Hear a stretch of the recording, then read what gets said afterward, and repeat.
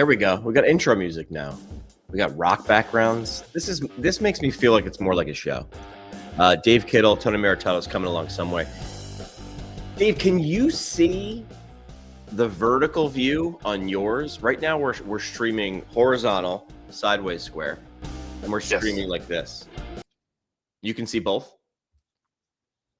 I can just see horizontal. I'd probably have to turn my phone since I'm on mobile.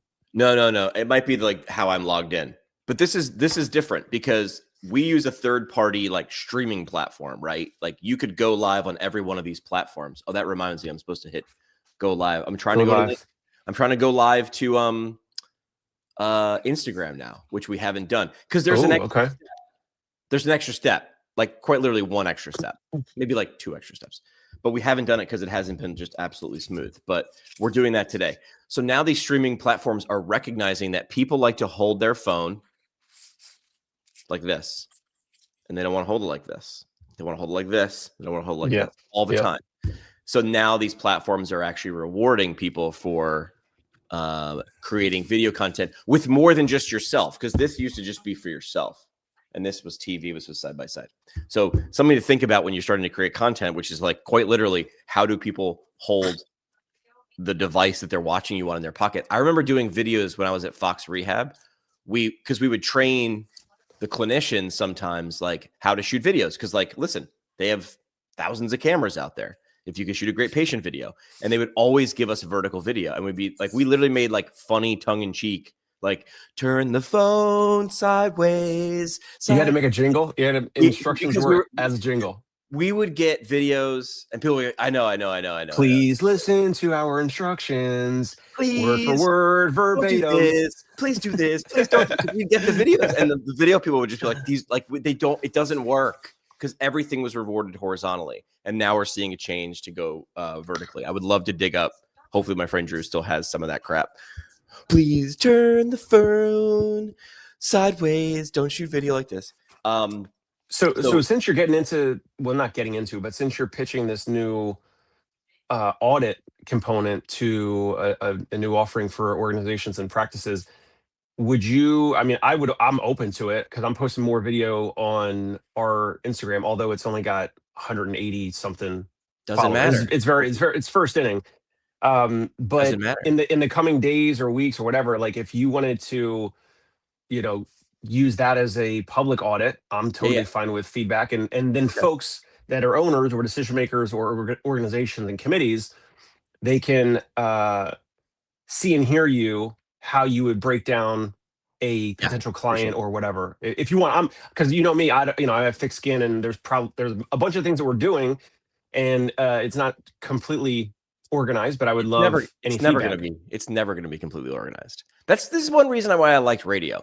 Radio is constantly flying by at 10,000 miles an hour. It was a medium that was, and I didn't come up with this phrase, but I love it. It's a medium that is simultaneously created and destroyed.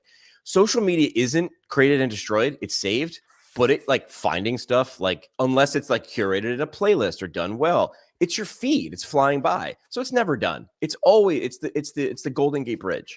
You are constantly painting from one side to the other, and when you're done there, you know the story of the Golden Gate Bridge, right? Because it's over the bay, they have to continually paint it, or else it'll rust. But like, it takes so long to paint from one side, I don't know, north to south or east to west, that by the time you're done, they're just like, "What do we do tomorrow?" It's like we go back to the first side and we start again. That's all this is. And I know it seems rat racy, and it can be overwhelming, and that's why I try to explain to people like. Oh, and it's way easier for me to do to other people than it is for me to do myself. As you know, in our group chat, when I'm like, what do you think about this? What do you think about this? I'm constantly, that's what we're all doing. Way easier for you to do to someone else. But when you break it down to, and I shot 30, I actually put my money where my mouth was.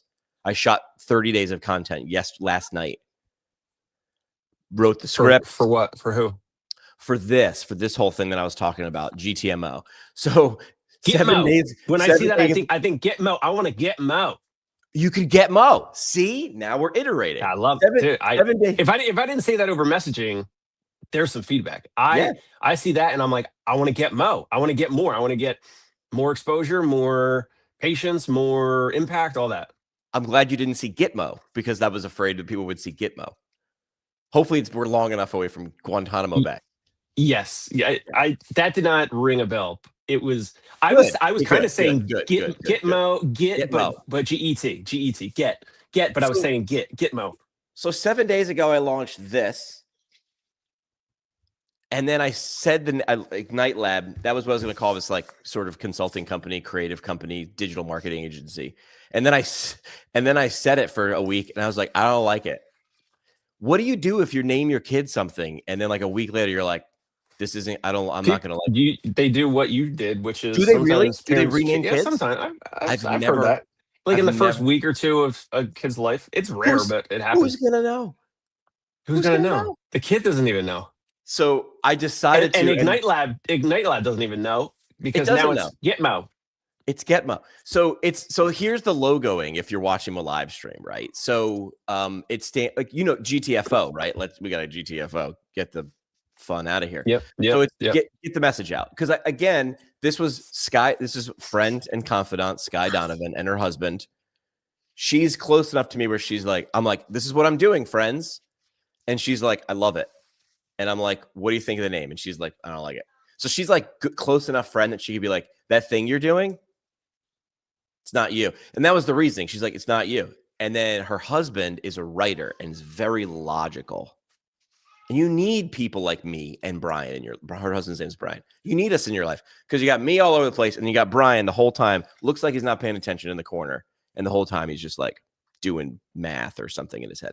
And he's like, what's he trying to do? And Sky was like, tell Brian, he's trying to just help people, like, get the message out. I think she said something. He's like, so like, get the message out, like GTFO, GTMO, and boom, then it's born. And I'm like, that's what I'm trying to do. That's what I'm trying to do. ChatGPT didn't help me with this. They helped me with the graphic, which now I can spin it. I love it. I love it. How am I going to get the Spotify, the iTunes? So how are we going to get the message out? All the different ways. We can get them out all the ways, because that's the idea. All right. So wait, what were we talking about a second ago? We wanted to talk about, you said logos. So, audit. Okay. I don't know if you want to do it now or another time, or if you need more time to. I don't even. No, we can do it. We can do it a little bit. Different posts or whatever. But let me talk about this first. There's a girl out there, and I freaking love this. This girl's so great. She's a graphic designer. Have you ever seen this Instagram of this girl? She's a graphic designer, and she wanted. I mean, I guess like the underlying backstory looked like. What up, Tony? She wanted to be like a graphic designer for the NFL. So I'm sure she did, like, sent the resume, sent her portfolio. And then she just started doing graphics of like videos like this, of like her, like at her pad, of just reimagining every team's logo. Well, I would do this, and I would make this their alternate jersey. And they were cool videos because they moved, like they were fast. Like you went from like old, we can't do the Browns because they don't have a logo. But the Giants logo, and then boom, you're this new one, and you're like, damn. And it is a cool thing to watch before transformation and after, especially because all these logos. Well, I believe the story, I'll have to look it up when you guys are talking. She got like some crazy job. Of course she did. She's really good at it. And she figured out content is king. Everybody knows that. That's the phrase. But distribution is the Pope. So she made her static dynamic. Like, oh, I can design logos. But like she did it, and she did it in public. The reason I'm saying this was David just brought up, hey, Jimmy, I know you're doing like sort of audits for people's media, and it's a great way to drum up business, right? Movement audits, movement screens. I'm willing to do that. But my question is, if there's a client out there, and I know the answer that Tony's going to give, if there's a client out there that you want to work with, or that's your moonshot, just do the audit, record it, and give it away live. I'm going to audit APTA Texas tomorrow. And not because I'm taking shots at Texas, just because I'm like, they're a big chapter. I'd love to work with them. And what better way of saying, I couldn't send my resume and send a pitch and DM all their people, or I could just do the thing. Do I need their permission? And then I give it away. Take the information I give you. Here's my insights. Maybe it's garbage. I don't know. So that's my idea, was just start doing audits, start doing the thing that I say I'm good at. And just, all right, if I were you here from what, and the good thing about what I'm doing is most of it has to be public facing anyway. There's a lot that APTA sessions and academies do in private, email that's behind a paywall or a login wall, but a lot of it's private, and that's how you get new members, and that's where most people live anyway. So all the information I really need, I don't need anything behind a paywall. It's all available to me. So I might start doing audits without permission. What would I call it? Like unauthorized biography, unauthorized communications audit. I'll come up with something better. Why do I? Oh man, what? Now I can't hear Tony. I can't hear you. No, I lost him too. He's standing though. Wait, I got you. Hold on. He looks leaner than ever. Hello? I got you. Yeah, you look good, dude. You look. It's just the angle. Yeah, you're cutting out. Unless you're messing with me. Remember the scene from Ocean's 11 where Brad Pitt is talking to Matt Damon? By the way, some of my favorite movies. And he's giving like Linus, Matt Damon, this pep. He's like, do this, don't do this. Don't say 5 words when 3 will do. Don't put your hands here. Don't put your, and absolutely, definitely don't do. And someone's like, hey, and he's like, oh, and he just walks away and he's like, what was the last thing that you were going to tell me? That's what I feel like Tony's doing to us. He's like, what I really, and then you'll be successful. It's like, wait a second. What was the advice?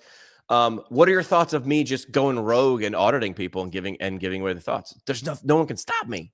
It's I mean, it's a great content idea, and it's also going to get your potential, like you're putting value out there, right? And then more folks that, I mean, a bunch of these folks already know you, they've seen you, or they definitely heard your voice. It's no different than Tony and I putting out patient facing videos, and then other patients in the future see those videos and they're like, oh, that's kind of like me, or I like the way that they're doing that or whatever, and let me contact them for either a telehealth call or an in-person evaluation or whatever they have to offer. So it makes a ton of sense for you to do it. It is literally a content idea for you to actually put out content that's actually valuable, that's interesting. Yeah. And then those and other decision makers, just like you said, multiple people have watched this recently, and they contacted you when you last week had the idea about Ignite Lab, and they're like, oh, that's interesting. And it starts a conversation, and let's see if they're the right fit for you. It's crazy how many people actually listen to this. It's weird. You forget about it because we had the conversation Thursday. You're like, well, that's over. But that's not how the internet works. Tony, what do you think of my crazy idea? I'm just going to start auditing people and videoing it, my thoughts. It's just going to be me and the dry erase board and whatever. Yeah, I love it. Can you guys hear me? Yeah, now you're good. Yes. Okay, I hear music though. What's the music playing in the background? Oh, you do? I had music a while ago. Oh yeah. I don't hear music. Is it gone now? Yeah. Sorry. Yeah. Because when I was on my phone, I heard it too. Yeah. I mean, the tried and true strategy for doing it. Don't ask. Don't try to convince. Just start doing it. Let the value speak for itself. Especially if you have the time. Right now, you have the time. Correct. To do something like that. A lot of time. Yeah, if it gets successful, you won't have that time. Right. So go ahead. We even use a strategy like that in the clinic a lot of times. Patients can come in, they can come back. Like, I don't care if I don't get paid, just come in here. Let's start doing stuff. Let's get you feeling better. Then we'll figure out the payment later. I can do that because I have the capacity for something like that. Yeah. There's always value to be had. There's always value to be had, whether it be monetary or referrals or something. Okay, so that's what I'm doing. I'm doing a quick communications audit. What I'm doing is I just set up, I'll give away the formula for free. Talk to ChatGPT for about a half hour. I was like, what's going to be actionable? What's going to be digestible? What's going to be useful, even if the person takes it and does it without me? That's the kicker. They can do it without me. If they haven't done it already, they're not going to. Like, that's the magic, people. We could do this and figure out a plan of care, but I'm always going to be like, am I doing it right? Should I be doing this? Well, I'm different, but I don't even know how to explain it, right? So it's like, I see these things, you guys see these things, but people who don't make content and do these things don't see these things. They don't want to do this. My buddy loves lawn care. I love you. He's great. I could care less. I got a ride-on mower. I'll do it when I have to. But he's like, do you want to know how to put the lines in your lawn? And I'm like, does it take long? And he's like, kinda. And I was like, then no. I don't want to do that. But I love the fact that he does. So this is what, again, I think I told this last week, what inspired me to eventually, sometimes it's the 400th time someone has to tell you this. You guys have been telling me this for a million years. I watched someone mow my neighbor's lawn, and I'm like, I know he has a lawnmower. Why is he paying someone to do it? He's not paying someone to do it. He's paying someone so he doesn't have to do it. That's what I'm doing now. What I'm doing is not painting the ceiling of the Sistine Chapel. I'm not painting the Mona Lisa. I'm getting stuff done, and I am getting I'm trying to stretch until I get the logo. Getting the message out. Get Mo. Get Mo. Get Mo. Your jingle should be me saying, get Mo. Yeah. Like EA Sports, but shorter. Get Mo. Get Mo. I like it. I like it. How much do you want, Mo? Gotta go to Mo's. We could steal that. All right.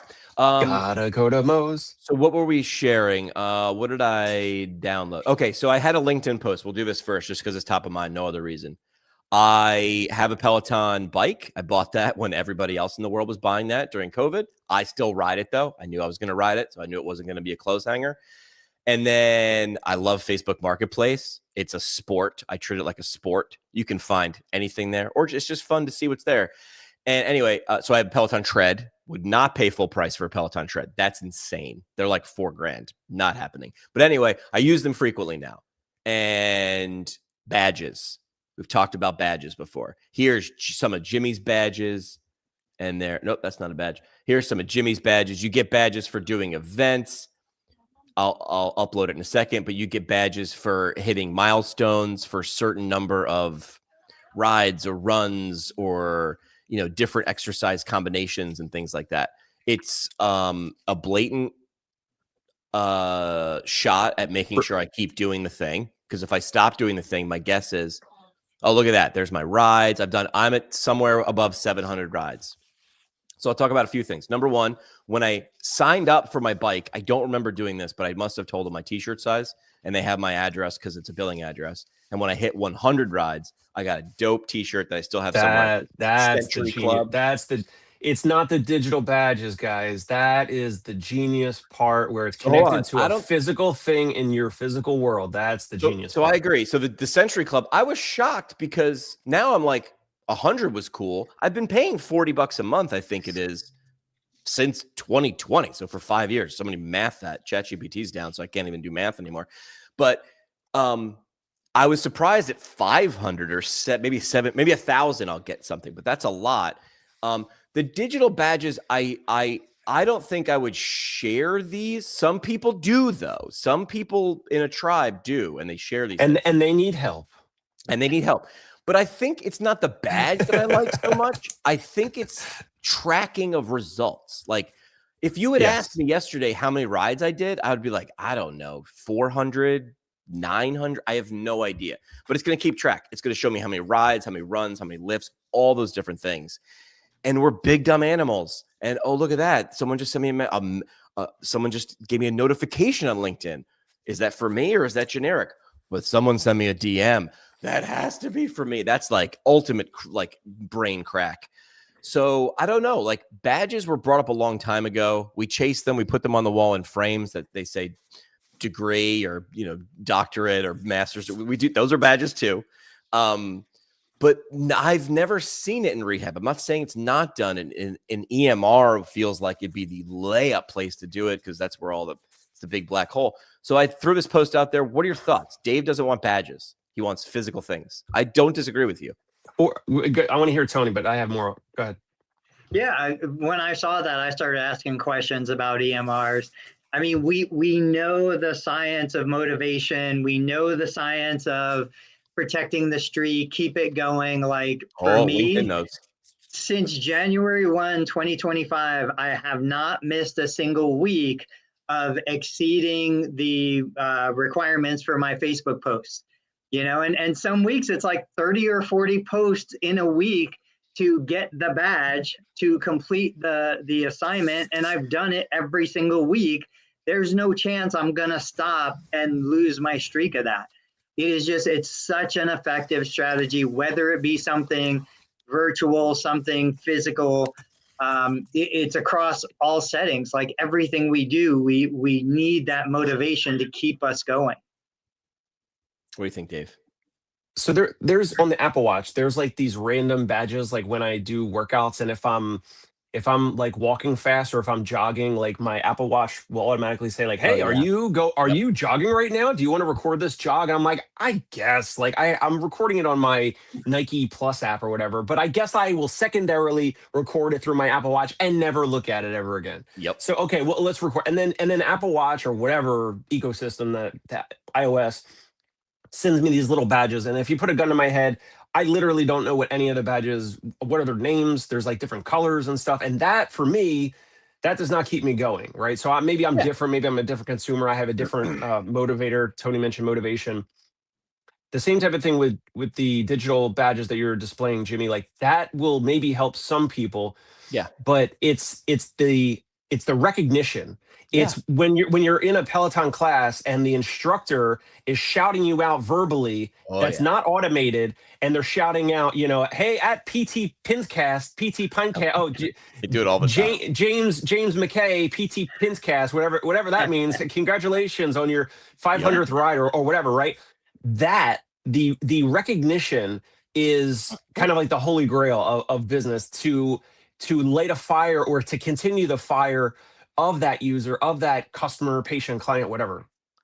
Yeah. Ben's comment. Ben says, his watch says, do you want me to call 911?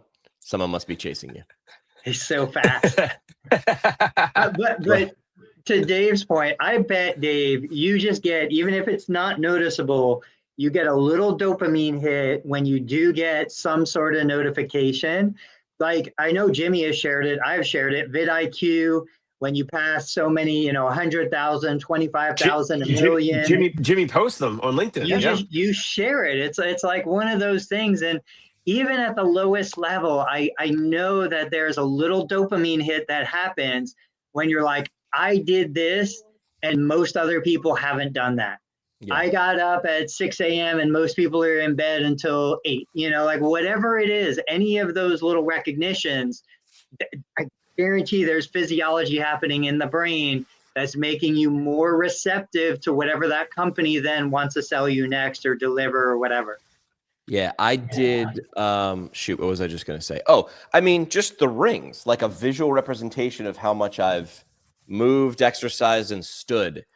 And it does. It makes me go, oh, you're kind of a pile of poo today, man. Like you're a little lazy. Maybe you want to see what the sky looks like today, bro. Like go outside.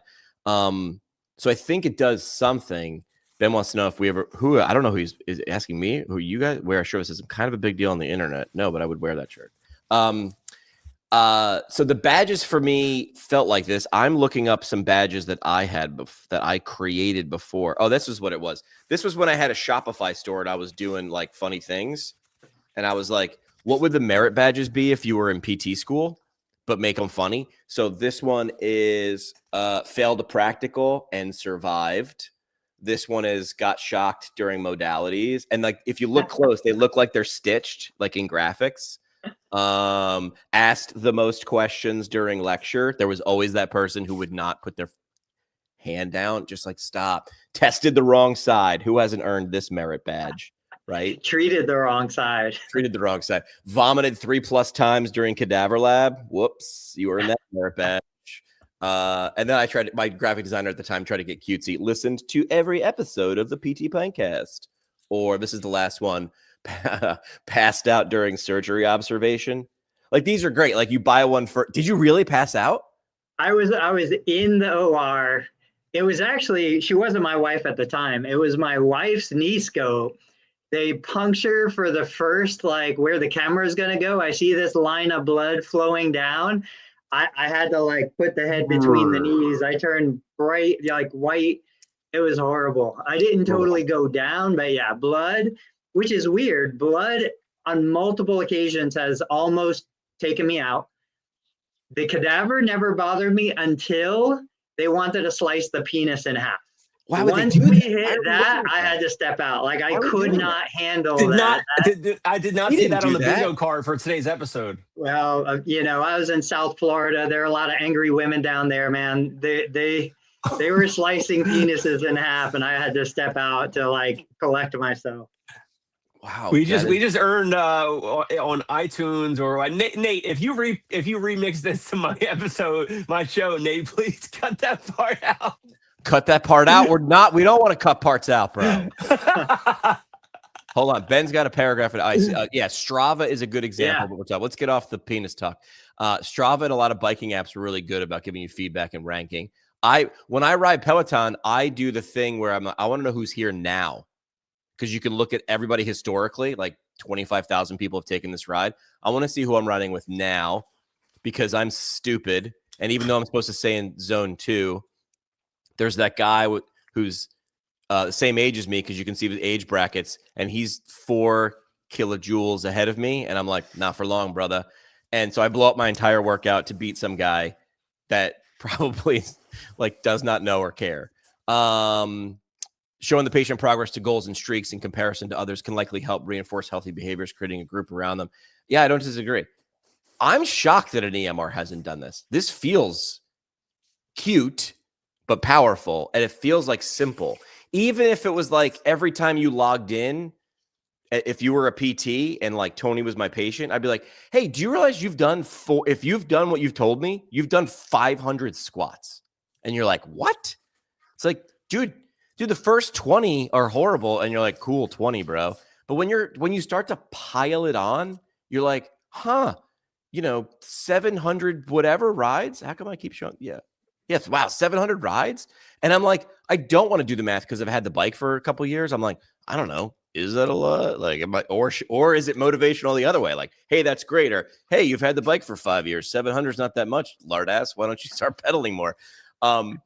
But I guess you decide. I don't know. If our goal is, if one of our biggest things is, and I hate using the term too, because I've heard enough people talk about patient compliance, but our goal is behavior change. That's really what this is. Why wouldn't we be taking and using all the tools at our disposal? This feels like a layup. So I think what it is, you've got EMRs that kind of run the show. Yes. And they've been so focused on, and I think they've done a good job on back-end operations, billing and collections and invoicing. Yeah. So like, I put that post up about what EMR allows me to take a before and after picture and import it into the system and bringing it out onto an evaluation report, progress report, whatever. The closest thing I got was JNAP allows somebody to take a picture of the patient, which is helpful because you don't realize I've got a small practice. We probably don't have, 20 or 30 active patients at any given time, maybe a little bit more. I still have to go in, open the EMR, go to documents, find the patient's driver's license to see who is this person. Like I forgot who this person was by name. I have to see their picture and I have to go 3 clicks deep before I get to the driver's license. So it's one of those things where it's like every fitness center, if I go to Planet Fitness for $10, they probably have my photo there. Like these are the little things. So EMRs are focused on something different. Yeah. They're not focused on patient retention, patient experience, like making it a better service. Could be. That's where I think there's a huge gap in the market. And one of the things like my Map My Run, it's an Under Armour, but I think they just sold. Yeah. They send me a weekly report. Hey, you ran 23 miles this week, whatever. Like that little weekly report keeps them front of mind. And it's something that I enjoy seeing. Yep. Yeah. Ben was saying his Uber driver gets badges. Like companies for money are doing this. That's when you know it's important. McDonald's used to do this. Do you remember this? On their billboards, on their signs, on their golden arches, it would be like 10 million served. And then it was like 1 billion served. And then I think it just ran out of numbers and they were like, we're just going to take this off. But that's like a weird, like, do you guys know what Smurl is? No. I want one of these, but I would say to someone, if you have a brick and mortar PT clinic, Tony, that you were like, we think social is a strategy. We think organic social is a strategy. Then this is for you. Let me bring it up on screen. The counter. This is counter. Yeah. Stupidly simple. And it's $300. So what you do is you get this. Is this on the screen yet? No. Did I not bring it on the screen? Not yet. There we go. Hold on. There we go. Yeah. So you bring it on screen and it's this wooden box that sits there and it's the old school, like train station, right? The flicky counter to say stuff. And you just say like, here's my account at, Concierge Pain Relief. If Dave had a brick and mortar and it's behind the front desk, subtly sitting there. And you're kind of like, I kind of gotta know if it's going to do, is it going to do it right now? Or does it update at the end of the day? And you're like, try it out. Like never. That's what I would train my front desk staff. Never answer them. Just go try it out. Cause you could see someone like follow, unfollow, follow. That's what I would do. Unfollow, follow, unfollow, just to watch it go flick, flick, flick, flick. Cause I'm an idiot. But, we did this in radio. We stole something like this in radio. When digital billboards first came out, we were given this is what happened a lot in radio. You were given like, hey, you've got the ability to send text messages. Figure out how to use that. Like, and don't make it stupid and don't make people pissed off. I was given, when digital billboards came out, we did trade. So the billboard company got free radio commercials to whatever, give away, and we got ad space on digital billboards. So I was like, what the hell am I going to do? I'm a radio station. So I talked to my engineer and I was like, is this possible? And this is like 15 years ago. We had digital data that would go to your car radio to tell you what song was playing. And we just scroll. That digital information needed to be embedded. I was like, could we do that? And he goes, hang on. And he came back to the billboard people and they go, yes. So you'd be driving on Interstate 81 and it would be like 97.9X is playing Nickelback, How You Remind Me. And people are like, why is that cool? And I'm like, you gotta turn it on. Just say, is it right? Is it accurate? Is that work? Or is that just a random scrolling thing? Right? Or, hey, freaking love this song. Or I freaking hate that song. I don't know. But like, it's itchy. You know what I mean? You got to scratch that itch. So I feel I love what Ben said here. Or therapists, for example, 1,000 rotator cuff patients. Yeah. I mean, imagine accumulating for a therapist. We talk about burnout. We talk about motivation. We talk about all that stuff for therapists. Like, why aren't we applying these strategies for the staff? So, how many total degrees of range of motion have you increased over the lifetime of your career? Ooh. How many pounds of total weight have you had patients lift over the lifetime of your career? Like these things, of course, you go down how many units generated. But these are things that I think would potentially keep a therapist motivated. The Red Cross does this, although I don't think they do it well enough. I'm in the gallon. Donated. I'm in like the several gallon club or whatever. We did a promotion with the Red Cross. The Red Cross was like everybody at the radio station had to pick a charity, and mine was the Red Cross for some reason. And we would do disaster relief, money, and then blood. And then we would partner with craft beer was really coming on the scene. So pint for a pint. To the point where the Red Cross had to be like, you have to put it like, you have to put a date. This is good 7 days later because freaking nitwits are donating blood and then running to the brewery. So we had to be like, this is good, but it's a week later. Like, well, and then we partnered with like ice cream, like local dairies that made ice cream, pint for a pint. It's just about spinning and making the invisible visible. And I think badges do that. I still think that idea of surprise and delight when I got that Century Club t-shirt, because by the way, it was about me on the front. There was no logo for Peloton except on the sleeve. And I was like, yep, I'm the hero. They're the guide. Ask me about my Century Club t-shirt, guys. Like that's what I'm wearing this. So you ask me about it. But if we know people are big dumb animals, myself very much included, why aren't we doing more? I think, spoiler alert, we should be. All right, what do you guys want to talk about next? You want to talk about this cruise? Sure. All right. So, Dave, this is your story or the thing that you shared. Do you remember what I'm talking about? Yes, it was a Parkinson's cruise. I know we talked about it before. We don't need to go too deep into it because we had mentioned different types of events. It could be cruises. It could be kind of like condition specific. I saw this on, I don't know, I think I was targeted on Facebook or so. I don't know if it was, I don't think it was an ad, but I don't know, maybe some other therapist was sharing it. I'm not really sure, but the pricing is very transparent. Yep. And what you're highlighting is kind of like the things that they get. And, it's just some of the, maybe it's not formal physical therapy. It might be wellness. It might be, whatever like version of like boxing or, rock steady boxing or, whatever type of movements and all that. But it does post the pricing as the cheapest is if you have a room on the cruise that's like on the inner part, so meaning like no windows, $24 or some windows and that's better view. Divide that by 2 because that's for 2 people. It's saying so that's it's $1,200 a pop. So it's not bad. And then of course it's a little more expensive. It's like 2x or something for like a veranda, which is a little bit more of an upsell or another offer. But I love the different pricing. I love that they're mixing in wellness and some other options for folks that are living with Parkinson's. And like you said, the spouse can come if they have a spouse, assuming they still have a spouse. And if not, maybe there's some, maybe it's half or maybe some discounted price or something if you were coming solo. But I think it's genius. We talked about it before, but here's the thing is like, other companies, other people are doing this stuff. Like this literally could be, I don't know how much. Do it. Yeah, exactly. I don't know how much money and organization, all that, like a physical therapy practice would need to have. Like maybe you could pull multiple physical therapy practices together that are colleagues and, do this type of an offer. But yeah, I mean, I just thought it was interesting. It caught my eye. I wanted to share it with you guys and see if you have any thoughts. So cruise lines, I didn't know about this, but when I was in radio, it helped me come into a lot of other industries. When you're, there's a lot of cruise lines and people, like someone just owns a ship and they've got a boat out. It's like owning a limo. It's like, it's really cool, except if you have no one to drive around, it's just a big annoying thing. So Coors Light or Bud Light, they would rent out like this cruise ship company. Like they weren't huge, like Viking or whatever.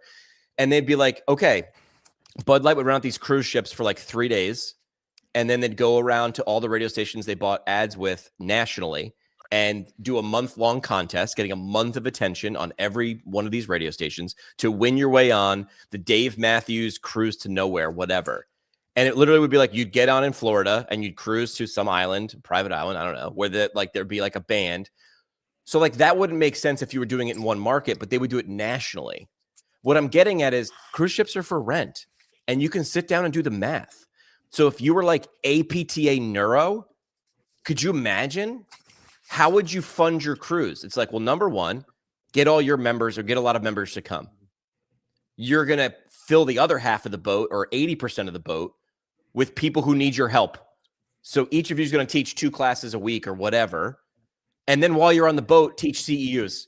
So by the time you get off the boat, your cruise is free or the section made money.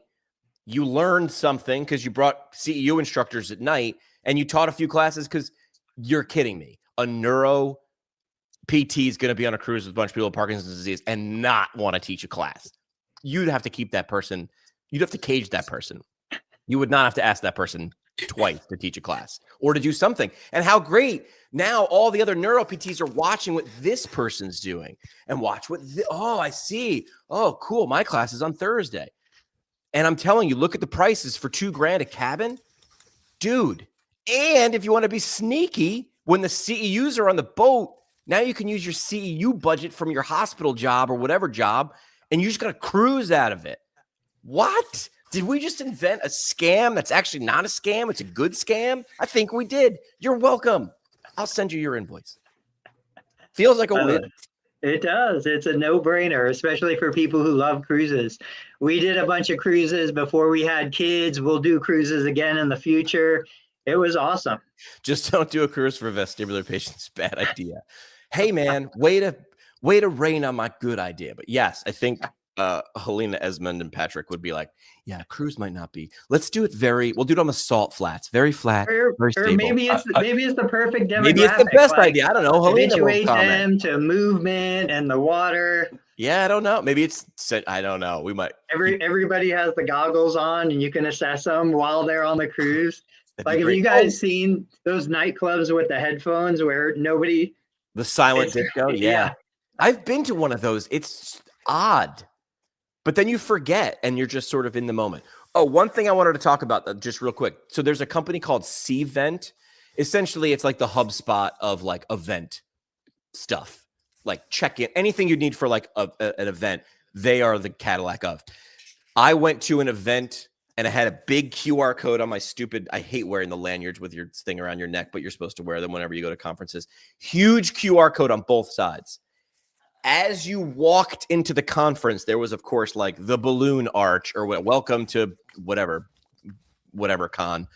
And you didn't know it, but your QR code was just being scanned from 100 different directions. So when I hit the balloon arch, the screens were like, welcome, Jimmy. Glad to see you. My picture popped up. You're telling me now we can't just do that with facial recognition? Bullshit. If you walked into your clinic, that person's information is already on file. You don't think that person, what's your name again? No. 3 years from now, that's not going to be a thing, right? Like you're just going to scan someone's face, correct? 2 years from now.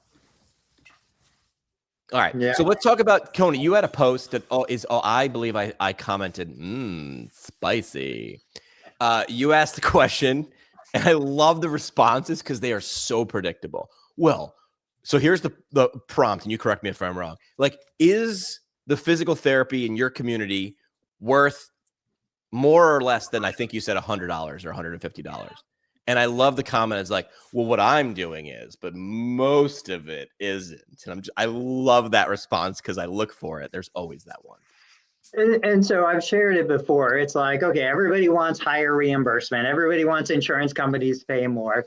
And I would absolutely agree that people reading my post are worth more than they're getting paid by insurance companies. Right. But the question is everybody worth more? Right. Is even the majority of clinicians worth more? You know, if I went into 1,000 clinics today across the country, across different settings, skilled nursing, inpatient, outpatient, whatever, is what the patient is actually receiving worth what we're being paid now, $100 an hour on average, worth less, worth more, you know? And so, and this was a response, I don't know if it was you or somebody else, I think it was you. No, it was Joey Albritton who said, what should APTA be doing? What should APTA's primary focus be? Yes. And a bunch of people said more reimbursement. But my thing is, look, we're asking taxpayers to pay for this service. Is the service they're getting right now worth even what we're getting paid right now? Right. Because every therapist I talk to is like, man, this patient came to me and they were getting terrible therapy somewhere else. Yeah. You know, like, yep. I've never heard a therapist say, yeah, they've got way better therapy down the street than they're getting from me. It's always worse. And so I'm like, so is it even worth it? Like, is it worth the $25 a unit for what people are getting? I don't know. I don't know. Yo, that's the thing. In the current model where there's a lot more volume, and that is the world we're living in, that's been continually year after year getting crunched and squeezed and compressed. No, it's not worth it in that model. But that's how therapists were trained. That's when therapists, myself, I'll talk about myself. When I shadowed at one of the NovaCare locations in South Philadelphia when I was in school, and there was a potential job there at this, not the NovaCare complex where the Eagles practice, but there's an outpatient office nearby. And I shadowed, and I was like, oh my God, no way. This is insane. Like, too many patients per hour for each therapist. It was crazy. It was like a long rectangle. There's no way the therapists were, I was standing on the wall, literally shadowing, and the therapists were not with all their patients all at the same time. It's impossible. And I was like, well, so this is definitely not for me. Then I found a job that was 2-3 patients booked per hour, and then some cancel or no show or whatever. So it wasn't that busy all the time. So that, I think, has a higher value, or could garner a higher value dollar amount whenever the therapist either has more time with you, and that doesn't mean hands-on. It could just be more counseling, more guidance, more feedback, cues, whatever. So to answer your question, it's the current model of like stacking and overbooking patients. Now, if there was, I don't know, if there were way more locations and way more availability for patients, and the patients went in and they got more time with their therapist, then I think across the country, there could potentially be more of an argument of we're really underpaid because we're providing all this value, or this guidance, or these programs, these remote programs, or whatever it is. Does that make sense, Tony? Yeah, it makes sense. I understand what you're saying. Ben said worth more to who? The payer or the patient? If we're getting paid by the payer, I'm talking what's it worth to the payer. Mm-hmm. The patient has no say in this because they are not the ones paying the bill. They can go to the payer. They paid the payer to pay the bill. They can battle with the payer. In this scenario, I'm saying what I am delivering is what's it worth to the payer. To Dave's point, though, you know, we got to be careful about putting together time with the therapist and value or worth. You know, when we were in PT school, we had 20, 30 kids in a class. We were paying $100,000, $150,000. We weren't getting one-on-one tutoring. We weren't getting dedicated hours with a professor. Like, but we all got licensed. You know, we all got the outcome that we were paying for. What were you going to say? I know it's a little bit of a sticky situation when we're talking about exchanging time for value with patients. But how come a lot of schools across the country advertise that they have, or even universities, when they have smaller class sizes, meaning there's, one teacher for every 15 students or one teacher for every 25 students? Charter schools, universities, high schools, and Tony, you know this better than I do because you have kids in school. A lot of them will advertise the class sizes. Why is that? I'm special. There's a perception that a smaller class size means more education, better outcome. So, but in general, wouldn't there be more attention on your particular son or your twins or one of your kids if they, on average, grew up in a class size of 15 students compared to 30? Wouldn't they get more time with the teacher? Wouldn't they get more accountability? Wouldn't they get more feedback? Wouldn't they get more instruction, a little bit more one-on-one time, all that potentially over the years? 100%. Here's the thing. There's public school paid by tax dollars. There's private school, typically more expensive, paid by consumers who value that, who want that. So it's just like this. Like Medicare is public school. What you do is private school. If I want a better experience, if I want a better educator, if I want to connect and more time, I'm going to pay for it. But if what I get in public school is good enough and I'm already paying my taxes and I feel like that's a value exchange that I'm comfortable with, I'm just going to put my kids in public school. Yeah. But we have the choice to do either or. My kids go to private school. One kid goes to public school. Public school was a better fit for him based on what he wanted to do. So, there is no simple answer, but 100%. One-on-one, more expensive. Groups, less expensive. Yep. Payers pay less. Yeah. Clients pay more. If you're going to go backstage at a concert to meet the band, it's different than if you're one of 30,000 people in the audience. Like there's a different experience. Ben's got a great comment here. It's probably worth another session. He's right. The value of PT can't be measured against PT. You have to measure it against the alternative if unchecked. I think I know what he's talking about. This is what I've said to going back to our first conversation, which is like, I'm explaining to APTA sections, academies, and state chapters, your competition is not other academies and sections. Your competition is Netflix, MedBridge, physicaltherapy.com, every other thing that can take attention that is delivering what you say you're doing.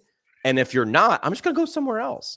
So I think what Ben is saying is like, you can't value the PT isn't measured against other PT as much as it may or may not be. It has to be measured against the alternative. It's the Hinge, it's the Sword, it's the I'll just chat GPT my stuff. It's Tonal, right? So it's so easy to compete against Sword and Hinge. Come on, it's laughable. I thought Ben was. I love Ben. Thank you for joining in live. Thank you for Ben's commenting and engaging. We love your participation. I thought Ben was going to say compared to the alternative treatments, right? So like acupuncture or massage or chiropractic. He's saying everything. Yeah, everything. That's the thing. I'm like, I'm telling you, this was the turning point moment. I was driving home from the radio station. Someone texted me a link, which is that. Why is that weird? It wasn't a thing then. It was the first time I was ever texted a link, and I clicked the link on my flip phone or whatever it was, and then I could hear a radio station in LA. And then I realized, and I was in Pennsylvania, a local radio station in LA. I was a local radio station in Pennsylvania. And I was like, now I got to compete with these people too. Like I was just trying to be the coolest out of 5 radio stations in this part of the world. Now I need to be the coolest in the world. That's when I was like, I'm going to go to law school or I'm going to do something. It's too much. But you don't need but now you don't. Now, number one, the reverse is true. Everyone's got to compete with you. But you don't need 1 million people to love you. You can have a really strong 1,000 people love you. If 1,000 people give you $1,000, that's some sort of amount of money. David said, first thing potential patients do is they look on YouTube for self-care. Sure. And I think, I think that's awesome. I never understood the medical doctor, the physical therapist, whoever who's like, don't Google your condition. That's ridiculous. Like, yes, educate yourself on your condition, see what it says out there, come in as an informed consumer, and then we'll refine what you found to apply it to you together. But yeah, like everybody should go straight to YouTube first, see what YouTube says, and then go deeper if you need to. That's a flag. If you got to tell 100 people not to Google their thing, why aren't you creating the thing that comes up first on Google already? They told you where they're going and you ignored them. Well, and that's what Tony's doing. That's what and he's saying. And you said, don't do it, which makes me want to do it more.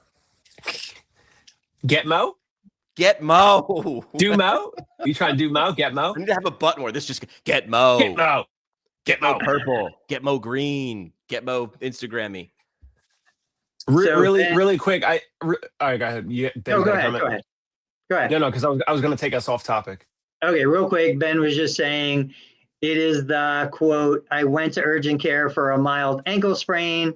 And it's the quote, I went to the ortho for a mild ankle sprain and got an injection and an MRI. Yeah, like you go to the ortho, you if your only tool is a hammer, everything's a nail. You go to the ortho, you're going to get it all. You go to urgent care, you're going to get the minimum. You go on YouTube, you're going to see what somebody else said. You call a PT. Like even between Dave and I guarantee if the same person called Dave, the same person called me, same condition, I'm going to be like, probably no big deal. Give it a couple weeks. You'll probably be fine. You call Dave, he's going to come up with more in-depth analysis and solutions and information and what he can do. And I might ask, what's your credit card number? The difference is I'm not looking. I'm kidding. Right. So to me, it's just like, let nature take its course. But what Dave sells is I'll be there in 10 minutes or I'll be there tomorrow so I can tell you because that's what you want. You want to know. Like if you want certainty, it's not every consumer. Right. I mean, shoot, I remember when I was swim coaching during PT school, like for like a kid's swim team. And like I didn't understand this until someone had to nudge me. But like I had a parent call me like, can you come over? It was one of my swimmers, but it was the off season. And they texted me, can you come over and take a look at this kid's knee? Because she's in basketball. And I was a PT student. And I was like, why are you calling me? And he's like, aren't you going to be a PT? And I was like, oh yeah, sorry. Yeah, got it. And then came over an assessment. And I was like, no, I think she's good and whatever. And he's like, all right. And then he just handed me a bunch of money. And it was probably illegal or whatever. I don't know.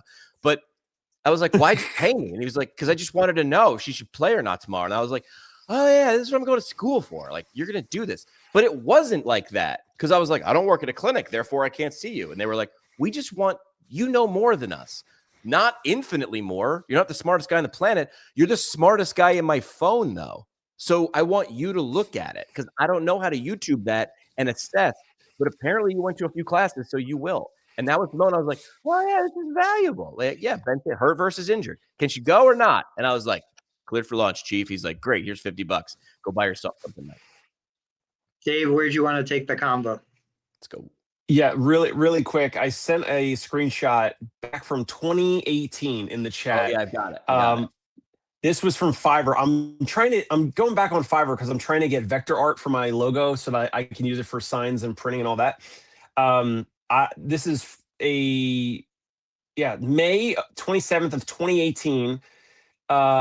This designer was trying to sell me a logo for $35 or a premium package of $80. And then I said, and I don't know, it says Angela and then it says Nafisa. I don't know. I guess they changed their name on Fiverr. But I said, Anthony Meritato mentioned that he paid $6 for his logos. However, I definitely want something professional, not cheap. So what's the difference between your basic and standard packages? I just wanted to give a shout out to Tony because he's been helping me. He's been helping out other therapists for years. And this was when I was trying to get my Concierge Pain Relief logo printed for the first time. And I always forget like when I started my practice. Like I don't remember exactly when. Was it 18? But it was 2018. So around that time, I had already registered conciergepainrelief.com.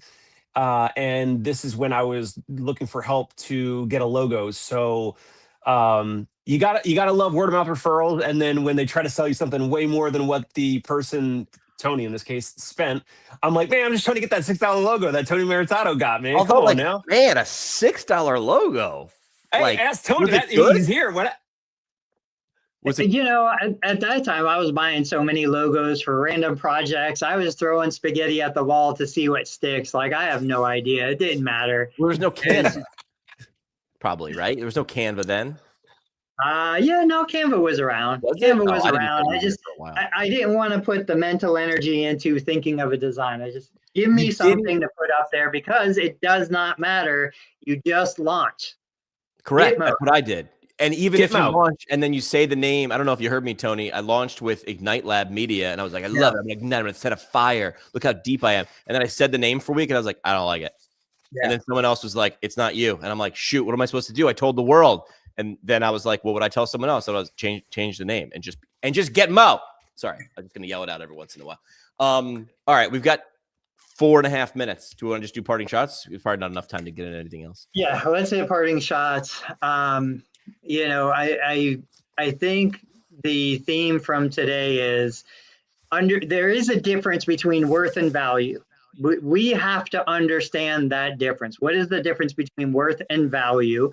Something can be worth an infinite amount of money, but the value of it to a purchaser can be very low. So this goes back to, look, real quick, the Starbucks, the strike that's going on with Starbucks right now, the craziness from the New York future mayor of coming out against the Starbucks Corporation is blowing my mind. But with that being said, is Starbucks paying for the job that needs to be done, or is Starbucks paying for the human who is doing the job? We're paying for the job. The job is sweeping the floors and making coffee. That's what I'm going to pay for. If you don't want to do the job, so go get another job.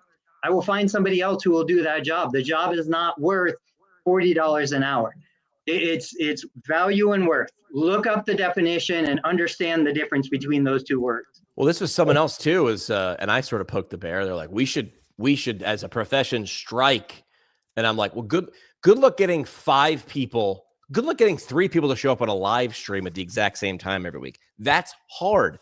You're going to tell me you're going to organize a nationwide strike with a bunch of people who are not organized at all. And also, who's going to care? Patients are going to care. PTs are going to care because they're not going to get paid. You think the insurance company is going to really care? They're like, hey, great, sweet, saving $1 billion a day, not paying on these things. Like, you know, so this is worth, value, and cost. Cost is what I say it's worth. Value is what you're sitting there and you got the money. And I'm trying to make sure I don't want to undervalue, but if I overvalue it, I get $0. Dave? Tony for president. Tony for president.